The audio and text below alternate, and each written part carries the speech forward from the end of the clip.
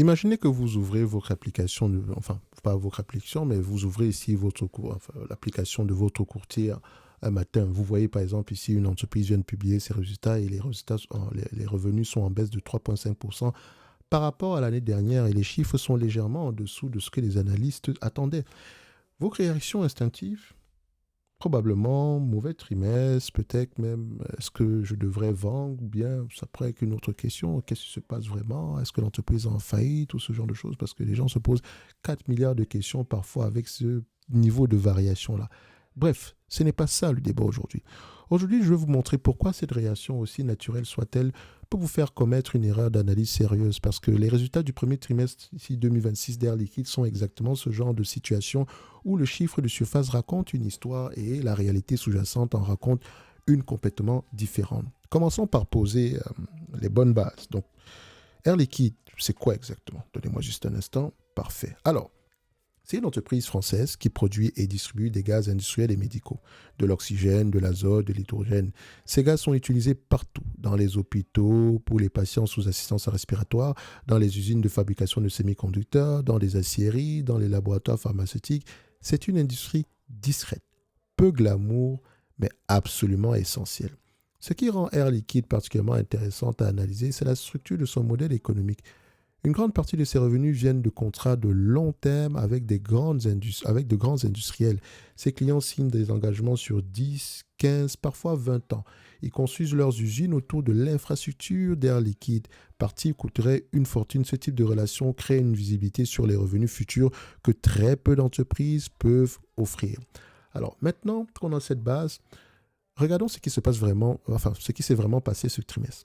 Les revenus totaux ont reculé de 3,5% par rapport au premier trimestre 2025 à 6,79 milliards d'euros, légèrement en dessous du consensus des analystes qui anticipaient à peu près 6,83 milliards. Sur le papier, c'est décevant. Mais voilà la question que l'investisseur rigoureux doit immédiatement se poser. Pourquoi les revenus ont-ils baissé? Est-ce que l'entreprise vend moins? Est-ce que ses clients partent ou bien décident ici d'arrêter de faire affaire avec elle? Est-ce que ces prix s'effondrent? Ou bien est-ce qu'on a des prix de moins en moins élevés? Est-ce qu'on subit une pression au niveau du pricing? La réponse à ces trois questions est un non catégorique. La vraie cause de ce recul, c'est ce qu'on appelle l'effet de change ou bien en anglais le FX headwind. Air Liquide vend dans des dizaines de pays. Quand l'euro se renforce par rapport aux autres devises, les revenus réalisés en dollars, en yens ou en won coréen valent mécaniquement moins une fois convertis en euros. Ce trimestre, cet effet de change a pesé pour 5,9% sur les revenus reportés. Autrement dit, si on neutralise cet effet purement comptable et qu'on regarde la croissance comparable, c'est-à-dire à taux de change constant, Air Liquide a réalisé une progression, a en réalité progressé de 1,9%. Ce n'est pas un recul, c'est une progression. Le chiffre de surface mentait littéralement. Donc, quand on voit un moins 1%, moins 5%, moins 6%, on ne peut pas tirer des conclusions si on ne compare pas de manière, en prenant en considération ici, si on ne neutralise pas ici les effets de change d'un trimestre à l'autre, d'une année à l'autre. C'est important. Maintenant, regardons regardons ce qui a réellement tiré cette croissance. Parce que croissance, ça reste modeste, mais c'est quand même une croissance. Maintenant, on doit se poser la question, ça vient d'où? Parce que la division gaz et services qui représente l'essentiel de l'activité a progressé de 1,9% en comparable. À l'intérieur, deux segments se distinguent particulièrement. L'industrial merchant qui regroupe la vente de gaz aux industries de taille moyenne a progressé de 2,7%. C'est un segment qui reflète directement la santé de l'économie industrielle mondiale et cette progression indique une demande soutenue malgré un environnement incertain.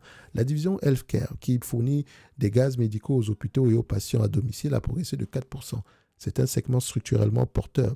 Donc, les populations vieillissent dans la plupart des marchés développés, la demande en soins respiratoires augmente et les contrats sont récurrents par nature. Cette diversification entre industrie et santé, c'est précisément ce qui rend Air Liquide résistante dans les périodes difficiles. Quand l'activité industrielle ralentit, la santé compense. C'est un avantage structurel que peu d'entreprises dans ce secteur possèdent à ce niveau. Mais le chiffre qui m'a le plus frappé dans ces résultats, c'est celui-là. Le carnet de commandes atteint un record de 5,5 milliards d'euros.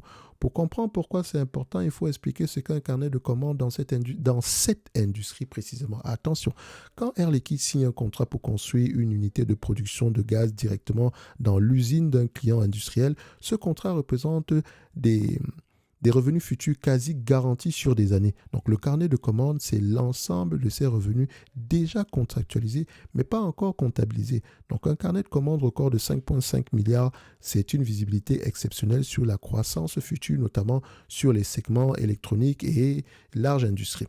Donc à ça s'ajoutent 142 millions de gains d'efficacité opérationnelle réalisés ce trimestre en hausse de 8% par rapport à l'année dernière. Et la direction a réaffirmé son objectif d'augmenter sa marge opérationnelle de 100 points de base sur l'année 2026, c'est-à-dire d'améliorer d'un point de pourcentage la part de chaque euro de revenu qui se transforme en bénéfice opérationnel. Alors, qu'est-ce qu'on retient de tout ça? Air Liquide a publié des résultats que beaucoup d'investisseurs auraient mal lus au premier coup d'œil. Des revenus en baisse, un manque par rapport ici au consensus, c'est-à-dire que voilà, l'entreprise n'a pas atteint ici les attentes des analystes. Deux signaux qui déclenchent souvent une réaction de vente réflexe. Mais l'investisseur qui comprend comment lire un compte de résultat au-delà du chiffre de surface, qui sait distinguer un effet de change d'une dégradation opérationnelle réelle et qui regarde le carnet de commandes comme un indicateur avancé de la croissance future, celui-là voit quelque chose de très différent. Une entreprise qui exécute bien dans un environnement difficile avec une visibilité exceptionnelle sur les revenus futurs. C'est exactement la distinction que le Prompt Top Invest, quels sont les moteurs de croissance et de marge, est conçu pour vous aider à faire systématiquement. Il vous force à décomposer ce qui drive vraiment la croissance et les marges d'une entreprise, à séparer ce qui est structurel de ce qui est conjoncturel et à identifier les indicateurs avancés comme le carnet de commandes qui raconte l'avenir bien avant que les revenus ne l'annoncent officiellement. Parce qu'en matière d'investissement, la différence entre une bonne décision et une mauvaise tient souvent à une seule chose: savoir lire ce que les chiffres disent vraiment. Maintenant, pour retrouver la bibliothèque de Prompt, vous allez dans le groupe School en description de la vidéo. Vous allez retrouver ça en commentaire épinglé ici. Maintenant, on va parler de valorisation. Vous voyez, je vais aller très rapidement ici sur Air Liquide. On va passer au niveau des chiffres ici. Air Liquide, AI, parfait. Alors, maintenant, croissance des revenus, voilà, c'est correct. En termes d'augmentation ici des marges nettes, les marges nettes ici, les marges nettes sont en croissance. On peut regarder ici la marge brute de manière générale. Ici, la marge brute, est-ce qu'elle est stable ou croissante? Elle est plutôt stable de manière générale. J'aime bien ce que je vois ici. J'aimerais également comparer avec la marge EBITDA. Est-ce qu'on a quelque chose qui va dans le même sens? On a également une certaine stabilité. N'oubliez pas que ça reste c'est un business qui évolue dans un secteur parfois difficile à certains moments, mais c'est un business très prévisible. OK? Donc, on continue ici, on regarde à peu près les marges de free cash, on regarde les free cash flow et net income. S'ils ont tendance à raconter la même chose. Donc, on compare sur le même graphique, free cash flow, et parfois, enfin, sur les dernières années, à peu près équivalent au net income. Dans le passé, ici, je pense qu'il y avait une dépense en capital assez élevée. Est-ce qu'on peut voir ça ici avec le CAPEX par rapport aux revenus? Plutôt stable ici. Donc, je pense que ça peut être au niveau du BFM, mais bref. Moi, je constate juste en date d'aujourd'hui, c'est une entreprise qui a des marges de free cash flow assez stables sur les dernières années. Et quand on parle ici, enfin, j'ai même des marges, des volumes de free cash flow assez stables sur les dernières années. Et en termes de marge, c'est plutôt correct de manière générale. OK? Dans une industrie pareille. OK? Donc, néanmoins, n'oublions pas de constater que les free cash flow sont un peu moins élevés depuis 2023. Et ça, je vous encourage à aller regarder les rapports annuels pour voir pourquoi est-ce qu'il y a cette différence-là. Mais de manière générale, les chiffres ici sont assez corrects. OK? Nombre d'actions, est-ce que c'est une entreprise qui rachète ses actions? Non, elle a plutôt tendance ici à distribuer des actions gratuites. On reviendra dessus un jour par rapport à ce que je pense des actions gratuites. Il y a des avantages comme des inconvénients. OK? Mais on n'est pas là pour ça ici aujourd'hui. On va prendre ici le price to earning. Combien de fois les bénéfices le marché va avoir tendance à payer pour ce genre d'entreprise? Enfin, les opérateurs de marché payent aujourd'hui 25 fois les bénéfices. Pour ce genre d'entreprise, je ne paierai pas plus de 20 fois les bénéfices. OK? Tôt ou tard, on va revenir à ce niveau-là. Ça ne sera peut-être pas demain, mais en tout cas, ça ne sera pas avec moi. dans le sens où je préfère déjà me situer sur ce qu'on aura en termes de moyenne. Donc, je prendrai ici 20 fois les bénéfices en moyenne. Donc, 20 fois les bénéfices, c'est un business assez prévisible. Donc, d'ici 2028, on s'attend à 8,58 $. Donc, ça fait à peu près 172 €. Moins la dette nette, quand on regarde ici la dette nette du point de vue volume, dette nette du point de vue volume, qu'est-ce qu'on a? On a quelque chose en tout de 9 milliards, de 10 milliards par là. Quand on prend les free cash flow ici du point de vue volume, on génère à peu près 2 milliards 600. Donc voilà, c'est toujours bien d'enlever la dette nette ici. Donc qu'est-ce qu'on va faire? 578 millions. Donc je vais faire ça ici. 9,7 divisé par 578 millions. Ça donne à peu près aux alentours de 17 $ l'action. Donc 17 € l'action. Donc je viens ici, je fais juste 172 moins 17 et je tombe sur un target price à 155 €. Donc pour moi, je ne serais pas prêt, je ne serais pas prêt de payer plus de 155 € ici. Mais ça, ce n'est que mon avis. L'entreprise a tendance à se négocier à 25 fois les bénéfices depuis très très longtemps. Bah, tant mieux si ça reste à ces niveaux-là, mais je préfère rester sur les lignes de côté. Donc je mettrai dans ma watchlist ici 155 €. OK? Je ne suis pas en train de vous dire ici que Air Liquide va baisser, va s'effondrer à 155 €. Je ne sais pas ce qu'elle va faire. Tout ce que je sais, c'est que à ce prix-là, si on vient me chercher aux alentours des 155 €, pourquoi pas? Je pense qu'à une époque, j'avais plutôt mis 200 $ l'action ici. On parle quand? Au mois de janvier. Donnez-moi juste un instant. Parce on peut regarder ça également du point de vue cash flow opérationnel. Est-ce que c'est 15 fois les cash flow opérationnels? On arrive également à 15 fois les cash flow opérationnels, on arrive à 200. Attention, parce que les cash flow opérationnels sont plutôt stables ici. Pour une entreprise pareille, on pourrait mériter les 15 fois les cash flow opérationnels. Donc 200 moins 17 $ ici. Donc on tombe à faire 200 moins 17. On tombe à peu près à quelque chose qui ressemble à 183 $.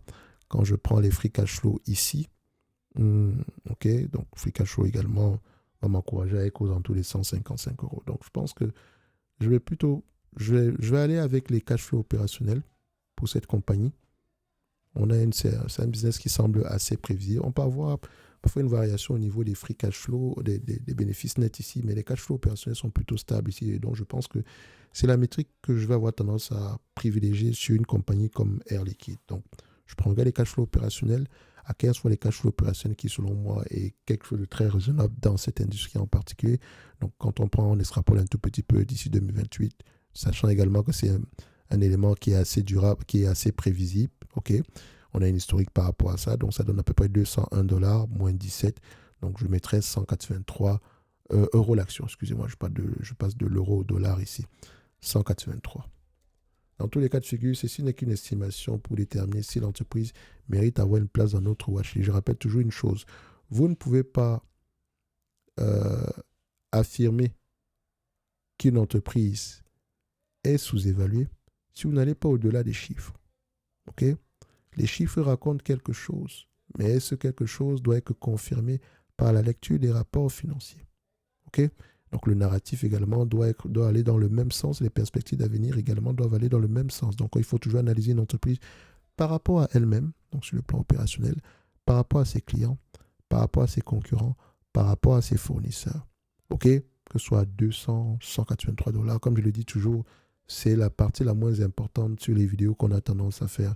Sur les chiffres, on s'en fout en fait. C'est juste pour savoir si l'entreprise est intéressante ou pas du tout. Il y a des gens qui sont prêts à payer pas plus que 100 $, comme certaines personnes qui ne veulent pas payer plus que 200 € sur cette compagnie. Mais il y a de fortes chances ici que personne d'entre nous ne soit prêt à payer 300 € pour une entreprise pareille. C'est une excellente entreprise. Mais je veux dire, est-ce que notre rendement sur coût d'acquisition est élevé? Point d'interrogation. Bref, un like, un abonnement, un commentaire, ça fait toujours plaisir. N'oubliez pas, en lien dans la description de la vidéo, vous avez le lien vers le groupe School pour la bibliothèque de Prompt qui va se retrouver ici en premier commentaire. Également dans le groupe School, vous pouvez m'envoyer des messages si vous avez des questions particulières, etc. À défaut de les poser ici sur YouTube. En tout cas, ça reste une belle entreprise, selon moi. Et le dividende, etc., vous pouvez tirer les conclusions qui s'imposent ici. Le dividende est SCFI, il y a de grandes chances qu'il continue à croître. Rappelez-vous qu'on paye le dividende avec les free cash flow.